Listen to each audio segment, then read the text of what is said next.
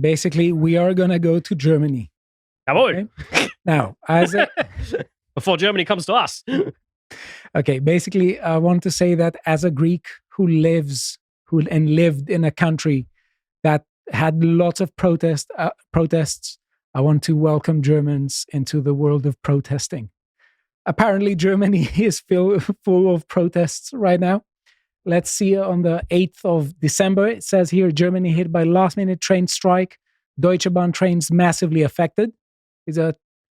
German train drivers have launched a last-minute strike. The 24-hour public transport walkout began on Thursday evening.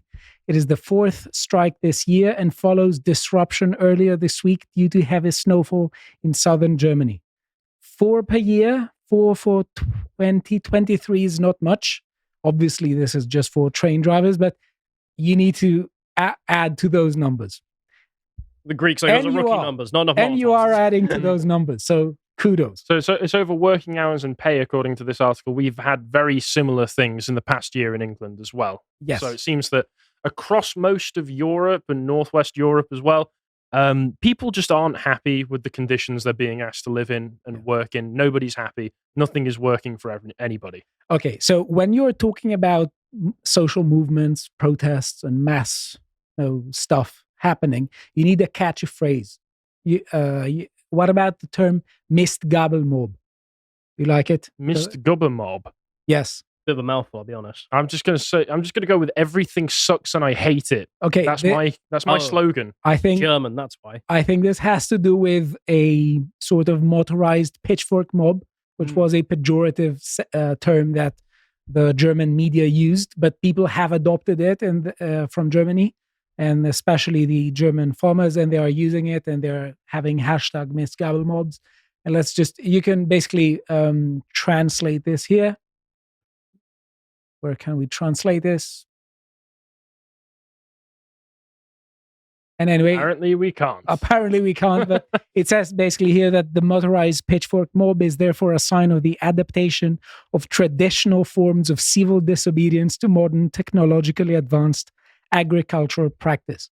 This is how they say that, the means of production change how social events manifest. Before you'd have a pitchfork, now you have a pitchfork and a tractor, and you'll create mass problems. Okay, so it refers to a group of people primarily from the agricultural sector or rural communities who use modern motorized equipment such as tractors, combine harvesters, or other agricultural machinery to demonstrate their protest or discontent. Anyway, so let's look at this here.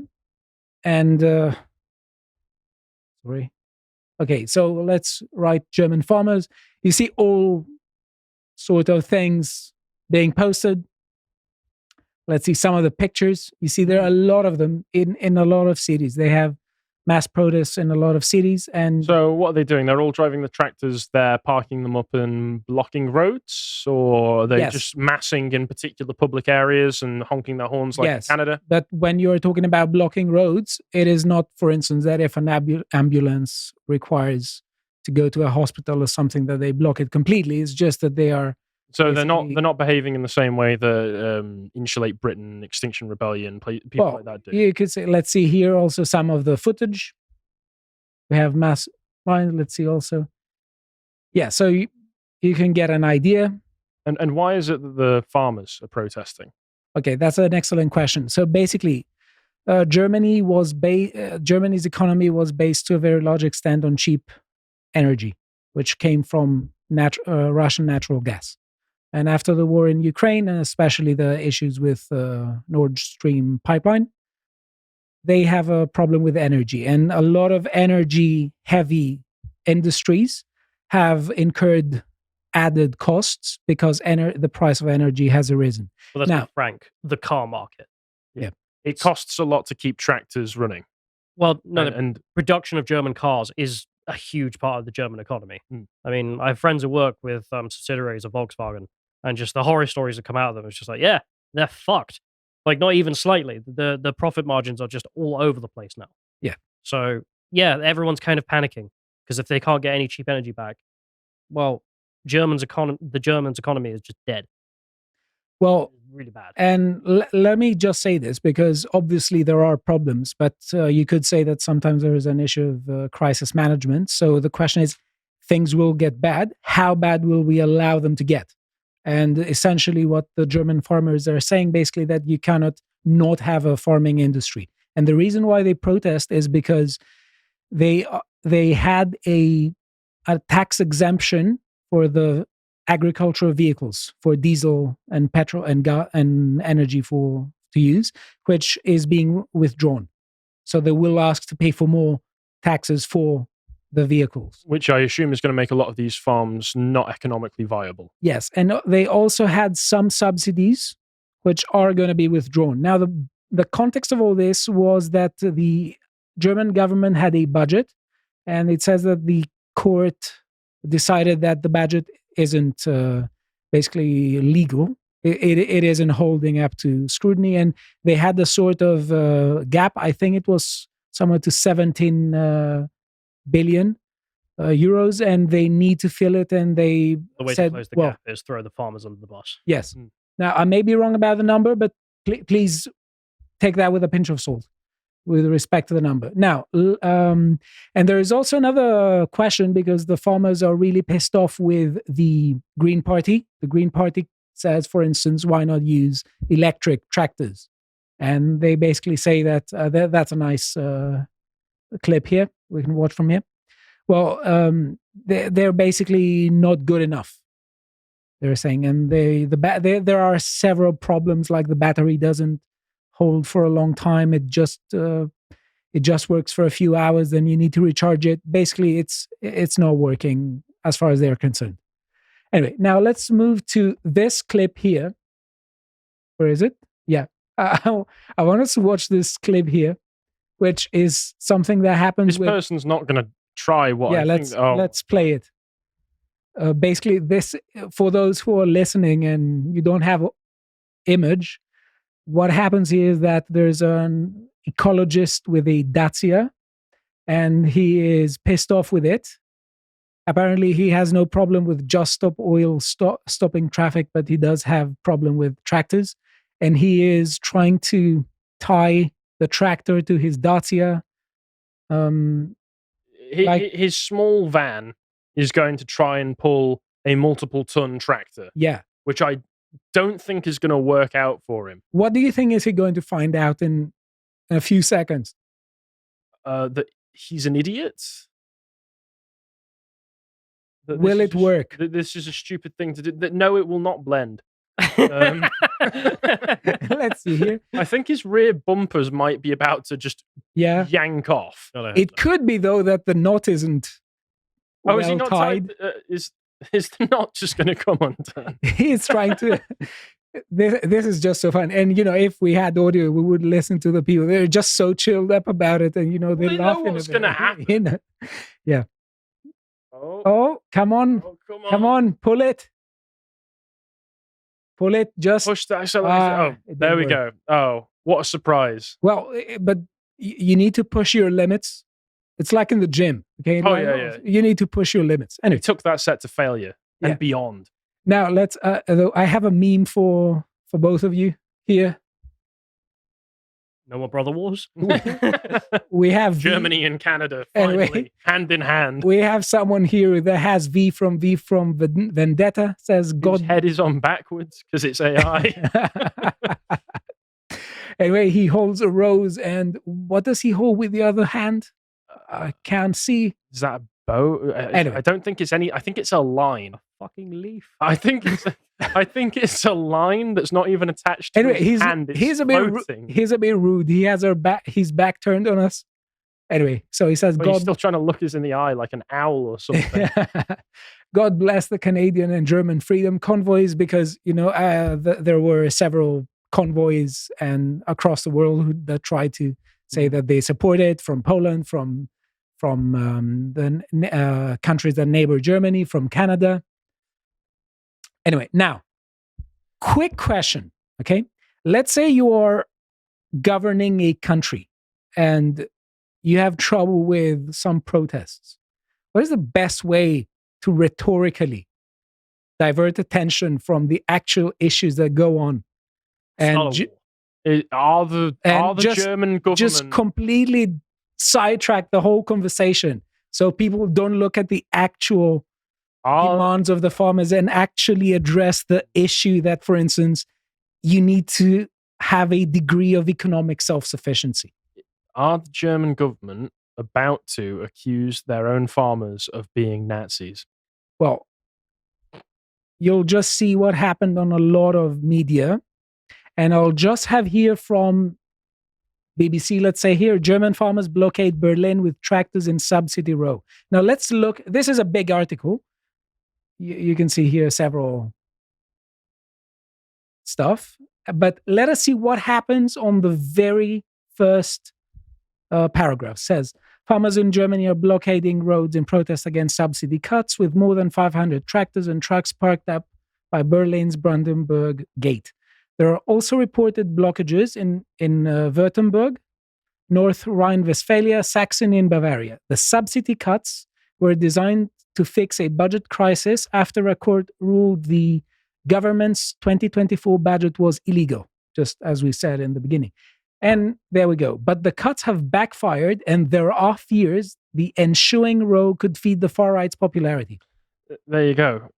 Every single time we've effed up massively. We keep screwing over our own population, and we show every day that we despise them. We have nothing but bile and hatred towards them. But people are noticing, and this might fuel the far right, and that's the biggest problem. That's from the BBC.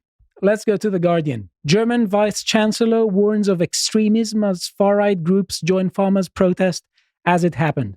I mean, is the AfD involved? Is that what they're referring to as the far-right groups? See here, summary of the day. Okay, 2 days ago, Sarah Wagenknecht launches new party. Far-right groups join protests in some regions. Habeck warns of extremism amidst protests. You get an idea. Okay? Sorry, like the farmers are calling for the purity of German apples. I mean, it's just... you see seeds and soil nationalism. Anyway, you can see here that a lot of you just click on the page and you'd get an idea of, a lot of they're calling for far-right extremism and far-right groups protesting. And let me just say that they didn't do the same thing when it came to the RMT union strikes. The Guardian covered the RMT union strikes, but they didn't fill their papers with worries that the far right are going to co-opt the RMT union strikes. Well, I imagine in German media, neither did they do that with Deutschen, because this is the real divide between people who work and live in the cities and, well, people in the rural areas. Well, I've seen some. I know that she wasn't putting a stick one way or the other, but Lauren Chen, in response to someone on Twitter, was asking, why is it that the right are okay with this kind of protest blocking roads, whereas Extinction Rebellion and Insulate Britain don't get that same courtesy from the right, and we say that that's a bad thing from them? And I think part of it is to do with the fact that Extinction Rebellion and other big globalist causes like that have made it fair game. They've made it fair game to do this sort of thing. And also, from what Stelios has been describing, they're not trying to block ambulances. They're not trying to block emergency services. And I assume not trying to block major roads that in any way that could cause harm to people. So it does seem that they're operating with a bit more courtesy. Well, I think generally speaking, that when you are having protests of such kinds, of course, you have an extra risk and you do cause trouble to people. Yeah. But the extent of doing so is debatable. I'm not there in Germany to know, but this is a question. And, and it's interesting that the first thing that the media does is go for far-right infiltration. Far-right groups have started to show up at these protests. Here we have another article by the Politico. It says, German farmer protests spark fears of far-right infiltration. Authorities warn that radical groups aim to trigger a broader movement. That is interesting, actually, thinking about it, that when we see these sorts of protests by environmental groups, we go, well, who's this causing harm to? Are they blocking emergency services? The mainstream media goes, how are Nazis involved in this? Yeah. The thing there as well, she's demanding fresh elections. Member of the far right wants more okay, sure. Well, this is like the AfD need to be taken off the ballot to preserve democracy. Yeah. Because they're too popular. Well, again, we have here right-wing extremists and other enemies of democracy are trying to infiltrate and instrumentalize the protests. A spokesperson for Germany's Interior Minister Nancy Faeser said in Berlin, the country's federal police, Faeser added, believe these groups want to foment a general strike or even rioting to trigger an overthrow of the government. It would not be the first time far-right groups have tried to gain political sway by latching onto protest movements in Germany. Something similar was evident in pandemic-era anti-vaccine protests and in demonstration against military aid to Ukraine. So all of the things that have led to the economic conditions right now that mean that you're going to take away the tax exemptions from the farmers, that they were saying, this is a bad idea, this could ruin our economy. Now that it's ruining the economy and they're protesting again, they're saying, it's these same people. Could it be my own actions? No. It's the populace that are wrong. And where do you think that these infiltration concerns come from? Mainly. What do you mean? Do you mean I'll just read the next paragraph. It says here, I blame the Russians. The infiltration concerns come after some 100 farmers tried on Thursday to accost Greens economy minister Robert Habeck, preventing him from disembarking from a ferry in northern Germany following a private visit to an island in the North Sea. Police described the encounter as very, very tense. He was getting back from his private visit to a remote island. Green minister. Reuters, nationwide German farmer blockades heap pressure on Scholz. Now, summary for those who don't have time to read the whole of it. Tractor convoys block roads nationwide. Vice Chancellor warns of extremist threat. Government struggles to fix budget crisis. Far-right groups backing protests. Okay? And we have here not just the Vice Chancellor, but we also have, where is it? I see the far-right AfD party. I see that there. Yeah, backs the protest. Good. I mean, there is a certain degree with this where, it turns out being able to grow your own food is a really important part of being a sovereign nation. Yes. So basically, that's what I want to say. That right now, it seems to me that, when there are people who are demanding an increased degree of national sovereignty or increased control over their own fate, let's say, and their economy, we are going away from the idea that the whole world is going to turn into a market and every country is just going to produce the product in which it has a comparative and competitive advantage with respect to other nations. This creates a problem of energy dependency to a very large extent. And as we saw, the German economy was based on cheap energy from Russia, and this has completely destroyed the economy of Germany. Now, maybe destroy is too strong a word, but I think that they do face economic calamities. And it seems to me that a lot of the farmers are saying basically that we need to have an agricultural sector because, somebody needs to grow our damn food. Yeah, and what we need to remember is that a lot of food and wheat exports in Europe come from Ukraine and Russia.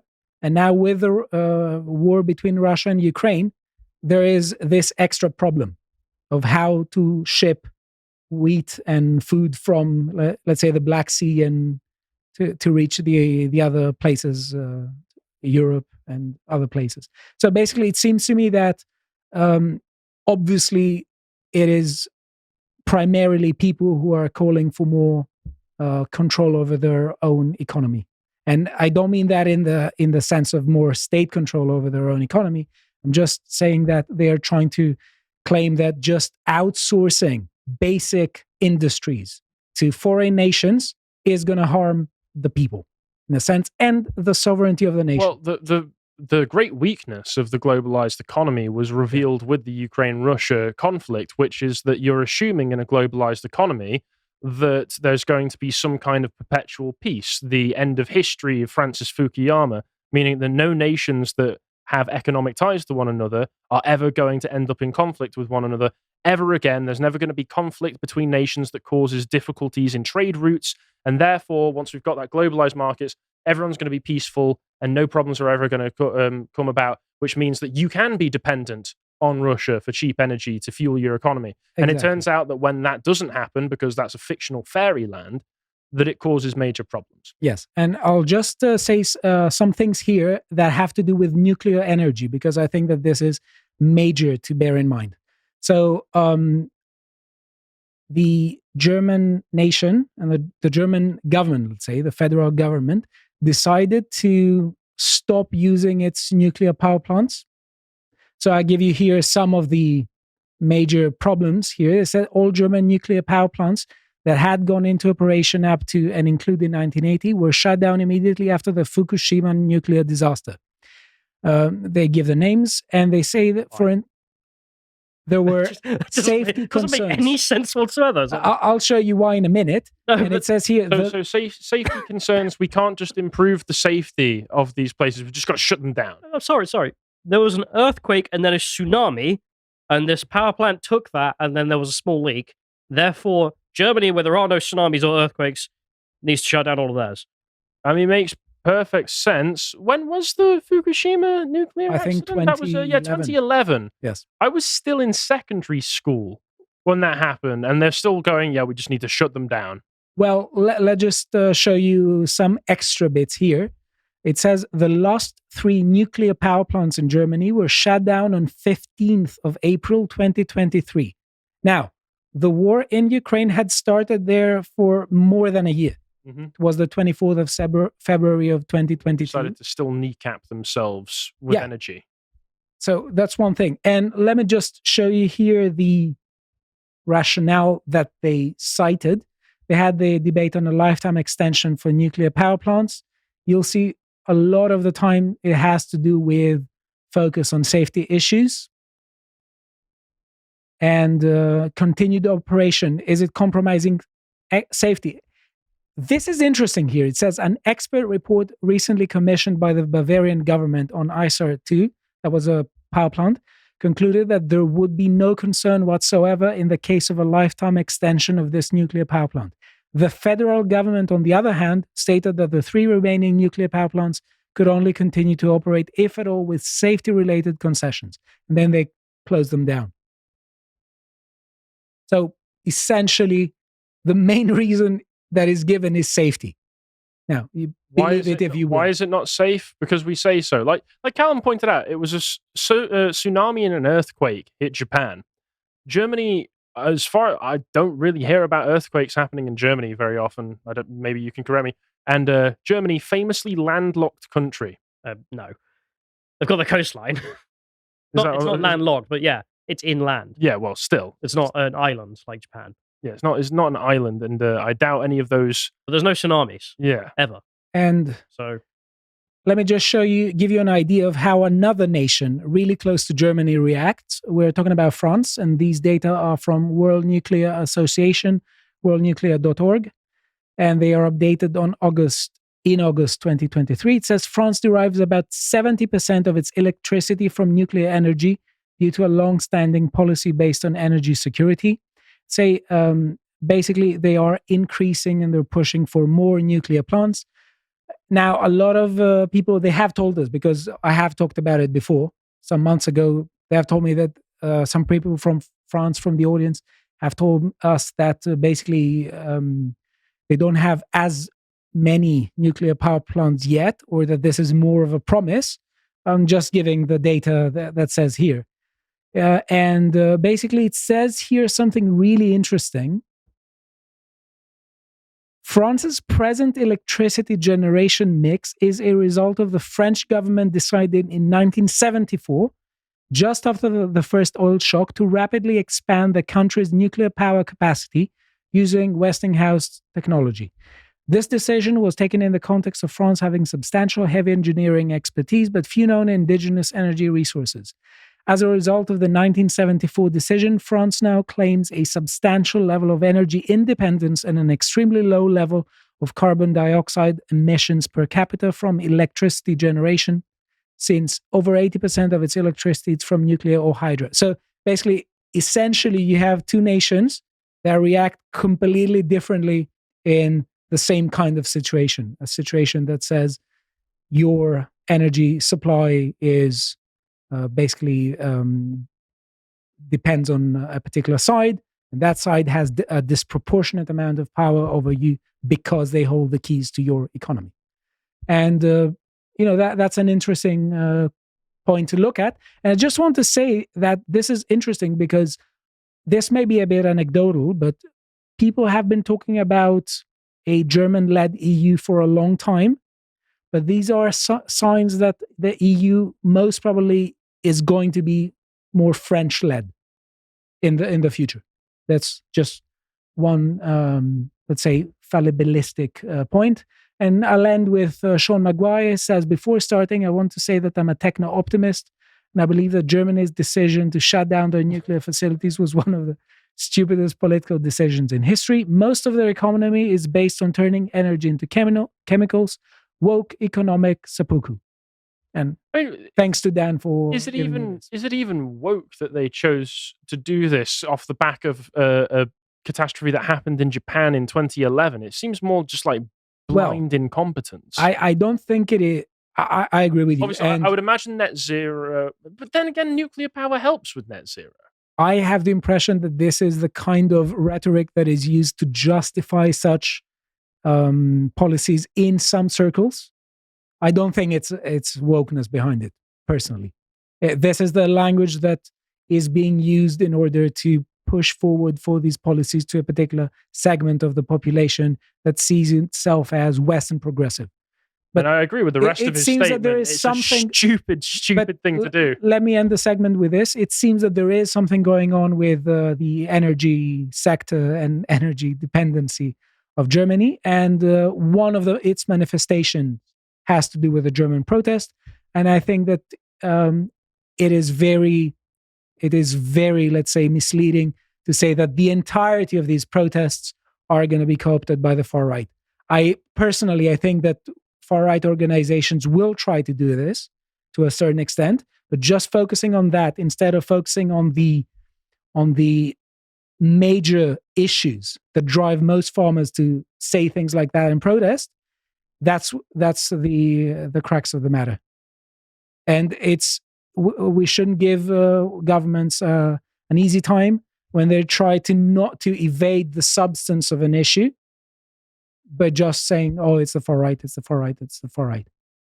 If you appreciated that episode from the podcast of the Lotus Eaters, you can go to lotuseaters.com to get access to all the premium content that's on the site, such as a symposium series, this episode on Antigone. If you'd like to find out what else is being put out, you can follow on Twitter at lotuseaters_com on Twitter. Thank you and goodbye.